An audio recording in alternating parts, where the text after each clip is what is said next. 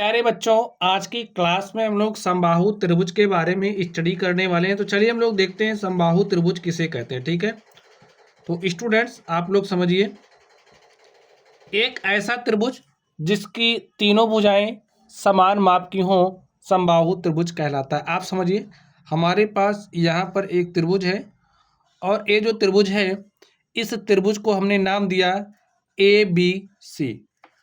तो ABC अगर एक समबाहु त्रिभुज है तो इससे हमें क्या मिलेगा? देखिए, इससे हमें यही मिलेगा कि जो हमारी भुजा AB है वो बराबर होगी भुजा BC के और बराबर होगी भुजा AC के, यानी कि तीनों भुजाएं क्या होंगी? बराबर होंगी। लिख लीजिए, तीनों भुजाएं समान माप की होंगी, समान माप की होंगी। ठीक है, चलिए नेक्स्ट देखिए। अब जब ABC एक समबाहु त्रिभुज है तो स्टूडेंट, समबाहु त्रिभुज के जो कोण होते हैं सभी कोण बराबर होते हैं, समान माप के होते हैं और प्रत्येक कोण 60 डिग्री का होता है।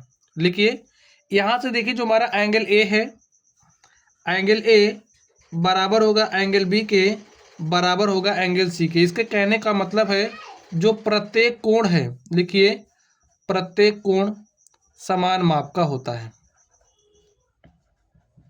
माप का होता है। ठीक है, और ये जो एंगल A है, एंगल B बराबर एंगल C, ये किसके बराबर होता है? 60 डिग्री। प्रत्येक कोण बराबर होता है, इनका मान कितना होता है? 60 डिग्री होता है। ठीक है, क्या होता है? 60 डिग्री। प्रत्येक कोण 60 डिग्री का होता है। समझ गए स्टूडेंट? चलिए, अब ये जो हमारा समबाहु त्रिभुज होता है, समबाहु त्रिभुज के क्षेत्रफल का फॉर्मूला क्या होता है, हम लोग इसको समझ लेते हैं। आप समझिए, ये जो हमारा समबाहु त्रिभुज है, इसकी जो भुजा है, इसकी भुजा की लंबाई क्या है? A है, A इकाई। ठीक है, या फिर सेंटीमीटर ले, कुछ भी ले लीजिए। ठीक है, इसका कोई मात्रक है, हमने इकाई ले लिया है। तो भाई समबाहु ये जो त्रिभुज है, इसकी भुजा की लंबाई क्या है? A इकाई है। तो क्षेत्रफल क्या हो जाएगा? लिखिए, समबाहु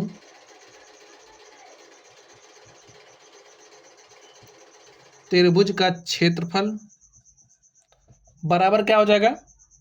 √3/4 इंटू में भुजा का स्क्वायर, और भुजा क्या है? A है, तो क्या हो जाएगा? A²। तो लिख दीजिए √3/4 A²।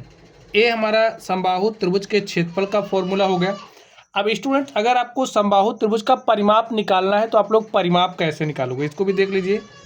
जो समबाहु त्रिभुज का परिमाप है वो क्या होगा? देखिए, अगर आपको कोई भी आकृति दी गई है, उसका परिमाप निकालना है तो आप कैसे निकालोगे? देखिए, समझिए, आपने यहाँ A से चलना स्टार्ट किया, इसका जो किनारा है, ठीक है, आपने यहाँ से चलना स्टार्ट किया, यहाँ तक आप पहुँचे, आपने कितनी दूरी तय करी?